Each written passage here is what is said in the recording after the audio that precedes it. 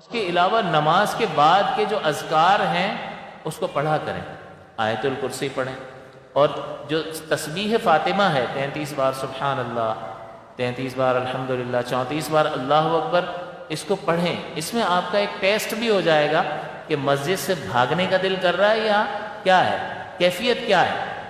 دوڑ لگاؤ، نکلو، ارے اللہ کی رحمت اتر رہی ہے یہاں پر اور تو بھاگ رہا ہے۔ اللہ تعالیٰ کو سب سے زیادہ پسندیدہ مقام کون سا ہے؟ روئے زمین پر مساجد، اور سب سے زیادہ ناپسندیدہ مقام کون سا ہے؟ بازار۔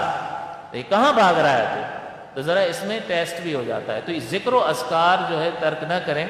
بزرگوں نے یہ لکھا کہ نماز کے بعد کے جو اوراد اور ذکر ہے، یہ اذکار، ان اذکار پر انبیاء اور صدیقین ہی کو استقامت حاصل ہوتی ہے۔ تو نبی جو ہے اس پر استقامت پذیر ہوتے ہیں، تو نبی ہمیشگی سے اس عمل کو اختیار کر رہا ہے تو بڑی برکت والا عمل۔ صدیقین کو استقامت حاصل ہوتی ہے، تو صدیقین نماز کے بعد تھوڑی دیر اللہ کا ذکر کر رہے ہیں تو اس پر استقامت حاصل ہو رہی ہے، اس کا مطلب بڑی برکت والا عمل ہے۔ تو آپ بھی اس کو اختیار کریں، اور اس میں ہمارا امتحان بھی ہو جائے گا کہ دل کڑ رہا ہے، دب رہا ہے، اس میں تنگی ہے کہ بھاگو، تو اس کو جتنا بھاگنے کا کہے نا، اس کو 2 منٹ اور بٹھاؤ، اس پر سختی کرو تاکہ یہ آپ کے تابع ہو۔ تو نماز کے بعد ذکر و اذکار کو ترک نہیں کرنا۔ جب آپ کہیں فارغ بیٹھے ہوں تو 3 اذکار کی عادت ڈالیں۔ سب سے افضل ذکر لا الہ الا اللہ ہے، اس کے بعد استغفار ہے، کہ استغفار ایک ایسی نعمت ہے کہ اس کی وجہ سے اللہ تبارک و تعالیٰ کی ہر نعمت اور رحمت ہماری طرف متوجہ ہوتی ہے، کیونکہ استغفار میں انسان اللہ سے مغفرت طلب کرتا ہے، اپنے قصور معاف کرواتا ہے۔ تو اللہ جب اس کے قصور معاف فرماتا ہے تو پھر نامہ اعمال میں گناہ تو نہیں بچتے۔ جب گناہ نہیں بچتے ہیں تو پھر اس پر اللہ کی رحمت آئے گی یا نہیں؟ کیونکہ گناہ تو ہے نہیں، نیکیاں ہیں، تو نیکیاں ہیں تو نیک پر ہی تو رحمت اترتی ہے۔ تو یہ اللہ تعالیٰ کی رحمت کے اترنے کا سبب اور ذریعہ ہے۔ اور تیسری چیز، درود پاک کی کثرت کریں۔ تو جب بھی آپ فارغ ہوں، راستے میں جا رہے ہیں، سفر کر رہے ہیں، تو آپ اس چیز کو اختیار کریں کہ کلمہ طیبہ کے ورد کریں، اور اسی طرح سے استغفار کی کثرت کریں۔ آپ دیکھیں گے آپ کے رزق حلال میں بھی بہت زیادہ برکت ہو جائے گی، اور بہت ساری، یعنی یہ تقوی اور پرہیزگاری کے قبیل سے ہے کہ یہ چیز جو ہے وہ ہمیں ہمارے نامہ اعمال کو ستھرا کرتی ہے۔ تو پھر اللہ ایسے مقام سے رزق عطا فرماتا ہے کہ بندے کے وہم و گمان میں بھی نہیں ہوتا۔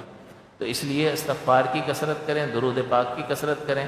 ایک بار درود پاک 10 بار اللہ تعالیٰ کی رحمت کو ہماری طرف متوجہ کر رہا ہوتا ہے۔ اس لیے ان چند چیزوں کو اگر انسان رمضان کے مبارک مہینے میں اختیار کیے رہے، تراویح، نماز با جماعت ادا کرنا، اور مزید یہ کہ کم سے کم، یعنی نماز بھائی جماعت سے پڑھنا واجب ہے، اور واجب کا ترک گناہ ہے، اور اس کی عادت ڈالنا پھر یہ کبیرہ بن جائے گا۔ ایک بار ترک صغیرہ ہے اور اس کی عادت بنانا گناہ کبیرہ بن جائے گا۔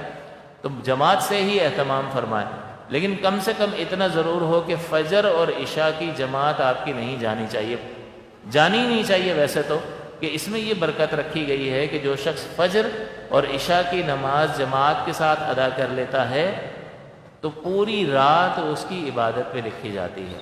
تو یہ کتنا زبردست موقع ہے۔ اسی لیے فجر میں، یہ رمضان کے مہینے میں یہ اہتمام کیا جاتا ہے کہ جیسے ہی سحری کا وقت ختم ہوتا ہے تو اول وقت میں فجر پڑھا دی جاتی ہے، کیونکہ اگر اس کو آخر وقت تک لے جائیں، مستحب وقت تک لے جائیں، تو اکثر پبلک گھر میں نماز پڑھے گی اور سو جائے گی۔ لوگوں کو کام کاج پر بھی جانا ہوتا ہے، مصروفیتیں ہوتی ہیں، اور پھر یہ نیند کا غلبہ بھی ہوتا ہے۔ تو ان کی سہولت کے لیے فوری طور پر، یعنی جیسے ہی اذان ہوئی اور 10 منٹ کے بعد جماعت اول وقت میں، اسی حکمت کے پیش نظر کہ یہ کثرت جماعت کا سبب بنے گی اور ہر ایک فجر کی نماز با جماعت ادا کر سکے گا۔ تو لہٰذا آپ گھر پر نماز نہ پڑھیں، تھوڑی سی ہمت کریں اور اپنے آپ کو چیک کر لیں کہ اس روزے نے میرے اندر اتنی طاقت پیدا کر دی ہے کہ یہ جو مجھے منع کر رہا ہے کہ گھر پہ ہی پڑھ لے یار، صبح آفس پہ بھی جانا ہے، آفس پہ چلے جانا، کوئی بات نہیں، تھوڑی سی دیر کی نیند میں ہی اللہ تعالیٰ برکت ڈال دے گا اور طاقت پیدا کر دے گا، اور اتنی چستی پیدا کر دے گا کہ پھر نیند غالب نہیں ہوگی اور آپ آسانی سے اپنے کام کر سکو گے۔